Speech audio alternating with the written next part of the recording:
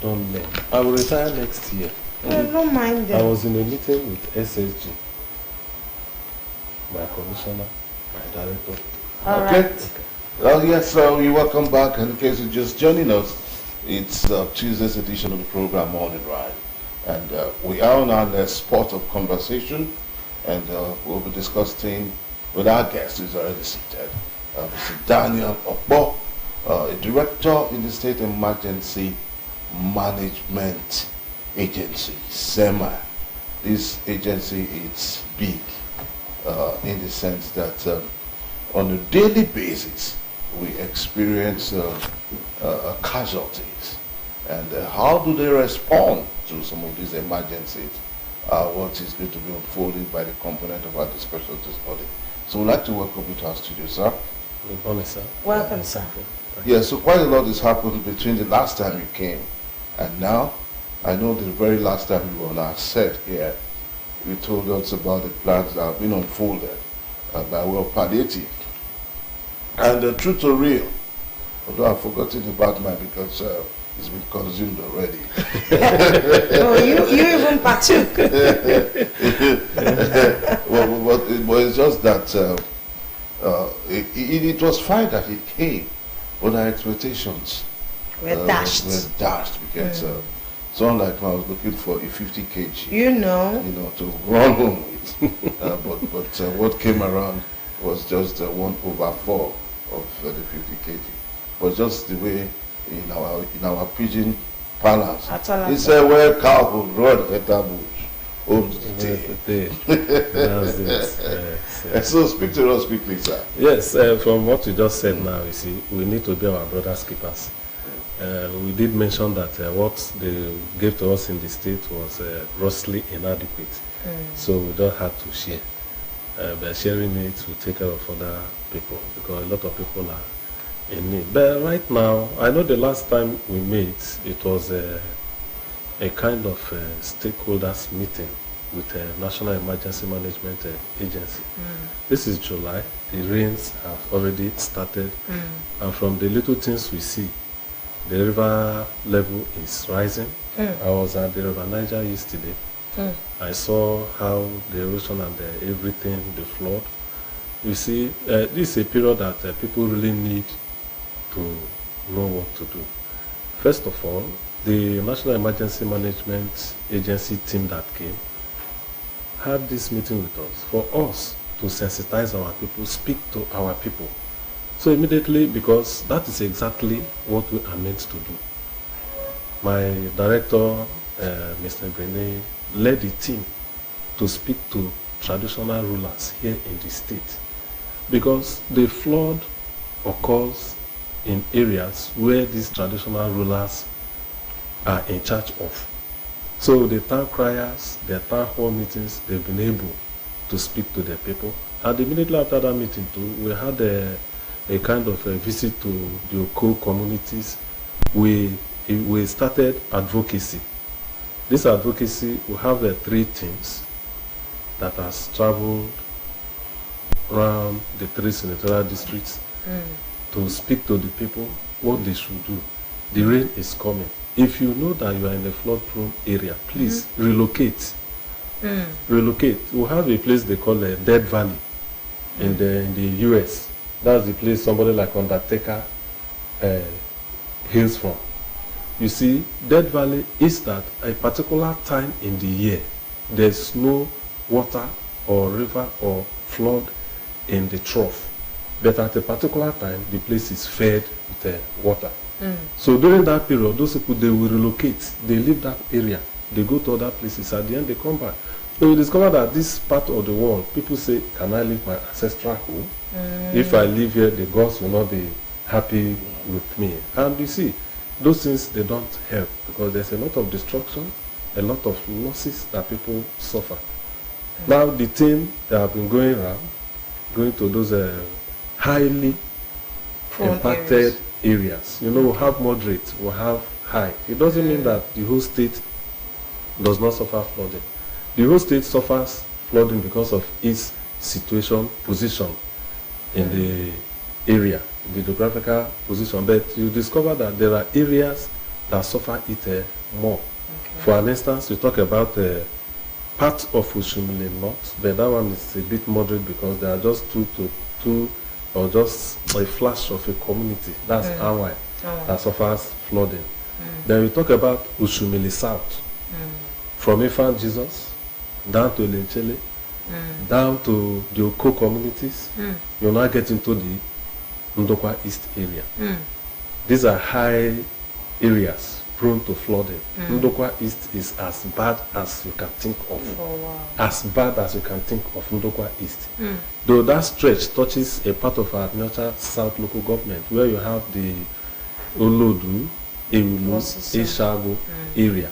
Osisa is Ndokwa East. Okay. So you see the swamp area is where people are inhabiting, farming, and flood takes all those places. You now go to this Suko North and South. They are highly impacted areas. From then, you now go to Ugeli North, part of Ugeli South. Then you talk about the Patani, the Bomadi, the Warri North, Warri South, Warri Southwest. You know, like all those places, they are sitting in water.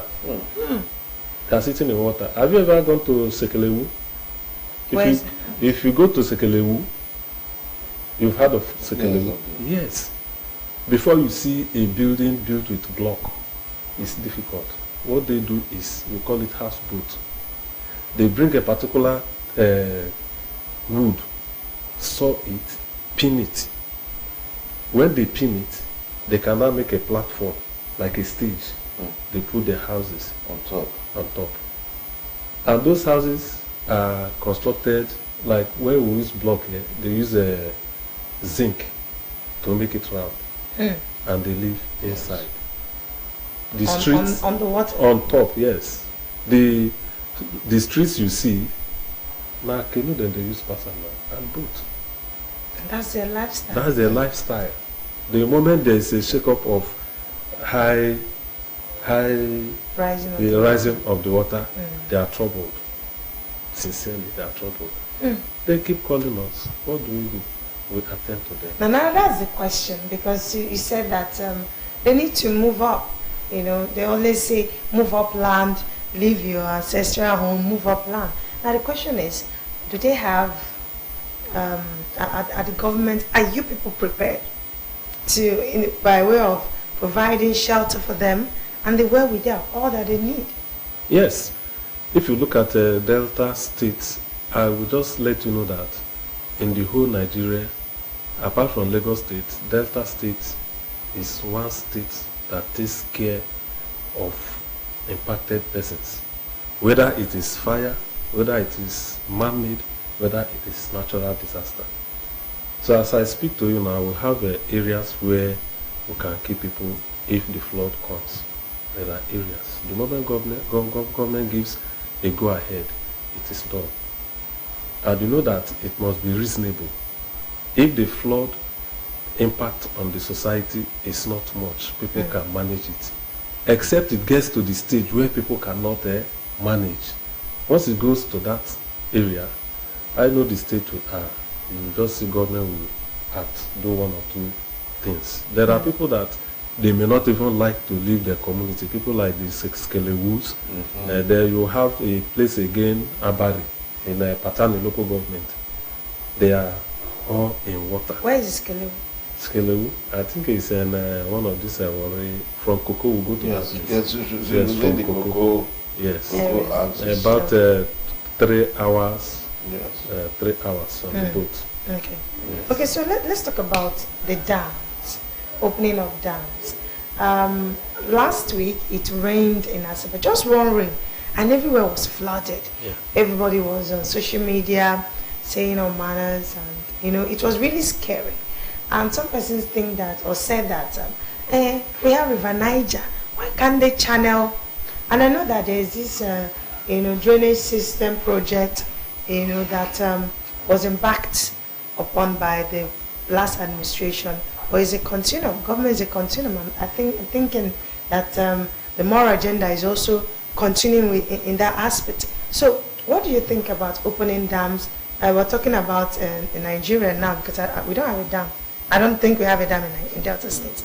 Yeah, there was one that was proposed by Honorable Pascal Adigwe. Right. A dam to be sited at Ogwashuku. Ogwashuku. Yeah, but whether it is actually saw the light of the day, I doubt. And it's no longer in the house. Yes, yes. So talk to us about that. Well, I think that one may be going on because of hydropower or whatever. But in Nigeria, we'll have 3 dams. We'll have Kainji, we'll have Shiroro, and one other dam. And I'm sure they are even building another one.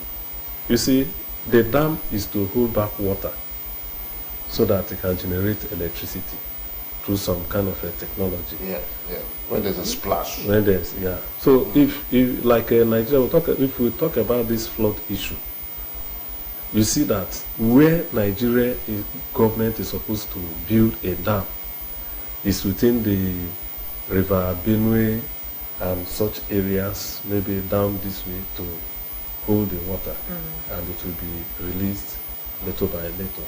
Then every dam that you see contains more than 6 million cubic meters of water. 6 million. Yes, and if it is allowed to explode, if it's allowed to explode, there will be a lot of death. If you check, was it in Libya or Tunisia about 3 to 4 years ago, a dam exploded and more than 100,000 persons died because Tunisia, because there was no control. The water just left on its own. So if you look at, we have a Lago Dam in Cameroon. At the moment that dam is opened, we only hear they have opened dam, but people don't know what is behind opening of dam. Opening of dam is to spill excess water. Excess water. Yes. And if you don't spill this excess water, if it goes out by itself, it will cause damages. A lot of people will die because when you see the height that water will bring, it will be more than, it can take like a 2-story building moving at once, uncontrolled. If you look at, if you look at this flood issue, if the dam is open, and what we are having, the forecast from NISA and NIMET says there will be high rainfall. Where will this high rainfall go? It will go through to the rivers, and this is what brings in river flooding. It will flood nearby communities and people living along this trough, river banks. That is it. Like you mentioned, drainage in Asaba, this and that. We'll have a storm drainage between this Apple Junction Street to the River Niger, Avenue Mocha or so. Yes. Okay. It's more than 6 to 7 feet high. Is it deep enough? Yeah, because we witnessed within our office space the first one rain that just less than 3 hours, and water was already almost entering into the office. Because we felt that if that storm drainage system by the Apple Junction was that deep enough, it would have enveloped the level of velocity of water. Yes, that one is deep enough, but we may need the technicians to interpret the volume of water that can be transported along that drainage or channel. Okay. You see, like Ministry of Works, if I may say, they have a drainage pattern for the city. And if all of them are constructed, some of all this, sometimes we have a flooding around the shop, right? And it may take up to 3 days, 4 days before it disappears. But now it is not like that. Now it is not like that. That day we had that heavy downpour. Right. I was coming this way. The moment I saw it, I diverted. I took another road. But people came in unknown, knowingly that place has been flooded. They put their vehicles, all those things inside. If they knew, they would have taken other distance. But it didn't take time.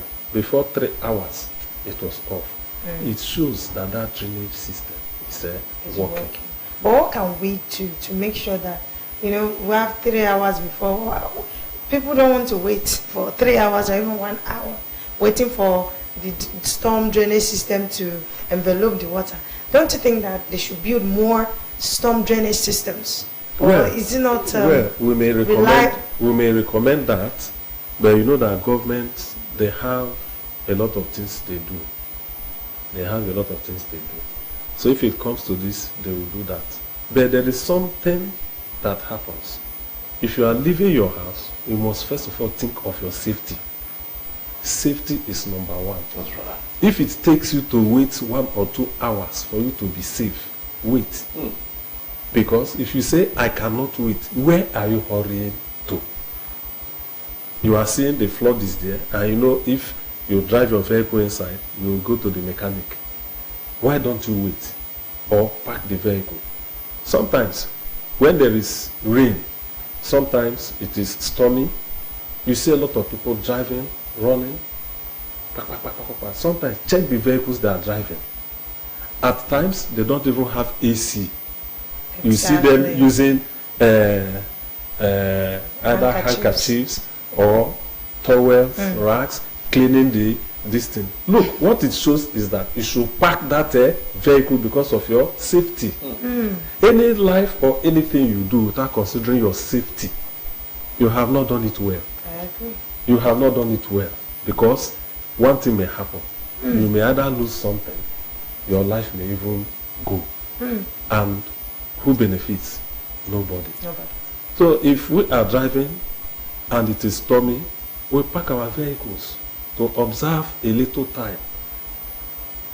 If possible, lock up the vehicle. If there's a place you can enter that place and then wait. There is no rain that will fall in the next 2 hours that you cannot move, the way the drainage pattern is in Asaba here. Okay. So safety must be considered. Okay. And it is because of safety that we are now talking to people that when flood comes, as at now, begin to prepare where you will be. It is the most vulnerable that finds it difficult. You see rescue operations, you see government picking them, putting them in vehicles, taking them to either IDP camps. Yes, yeah. Because those ones cannot help themselves. Ideally, if I'm staying in a flood-prone area, I must know that if this flood comes, this is the characteristics, this is the nature. Can I cope? If I cannot cope, I will leave. Yes, I will leave before that flood starts troubling me. Okay. So moving forward now to these questions now. You talked about the IDP camp, the internally displaced persons camp and all of that. My prayer sincerely is that we should not witness any calamity. Of course. By way of increase. But with peradventure, it does happen. How prepared is SEMA? What locations have you guys marked that, okay, move to this base moving forward?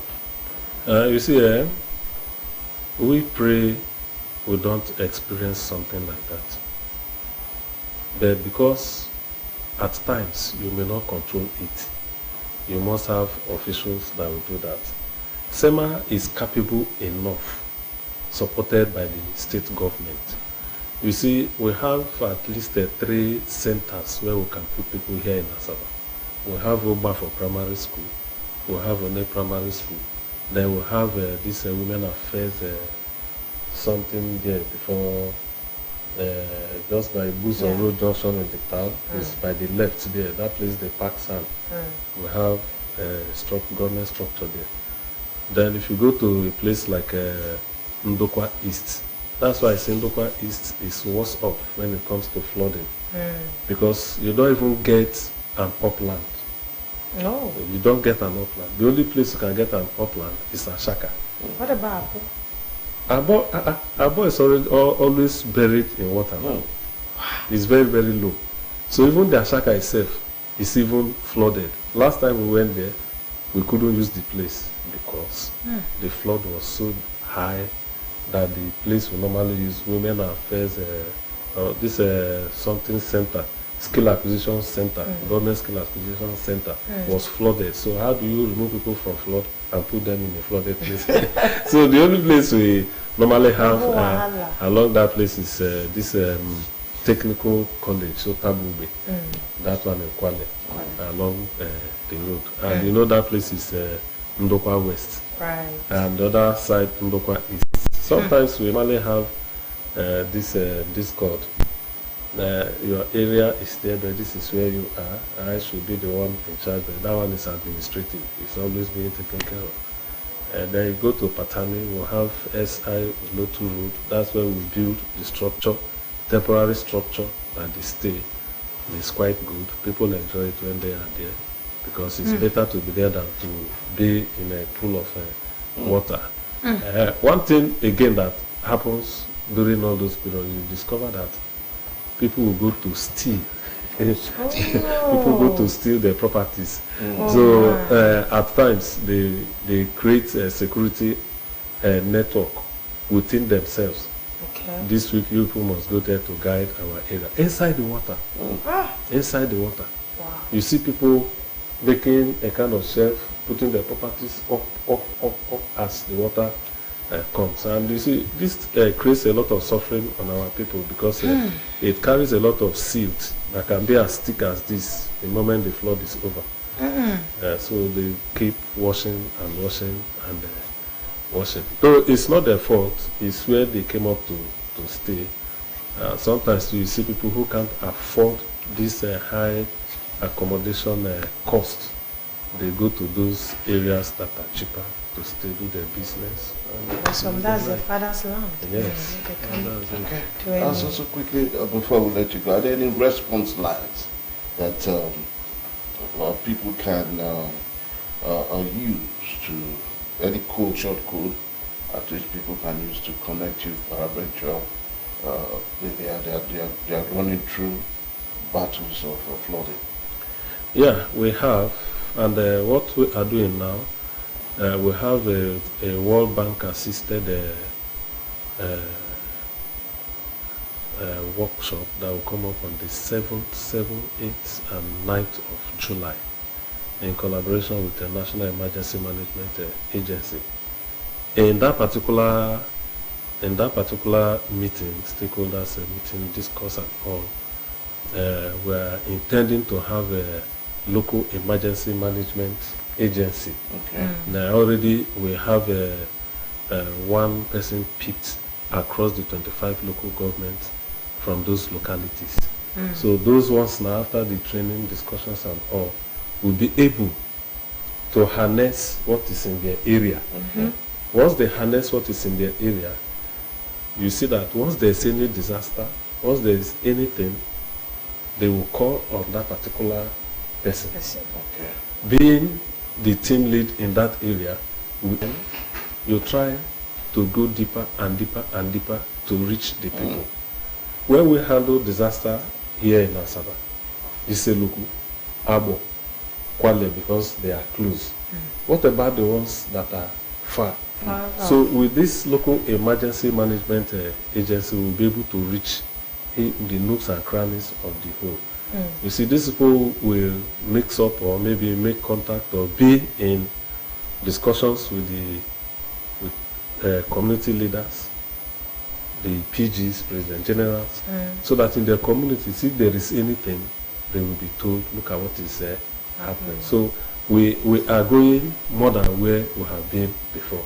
It is not only in the area of providing succor, providing one thing or the other. That is rehabilitation, relief. Sure. It's a temporary relief. At the end of it, you will be there to feel what you are experiencing, which is problem, the peril. Now, even like today, we have we had a fire disaster at Ogariki. Really? A few months back. Okay. It razed down buildings and destroyed properties. So you responded to that? Yes, we are responding today. Happy enough, the government has approved the request we made. By 11 o'clock, they will all be in our office. It will be presented to them. Because this is why I mentioned before that even if the flood comes, we are not praying that it should come, because it brings in suffering for people.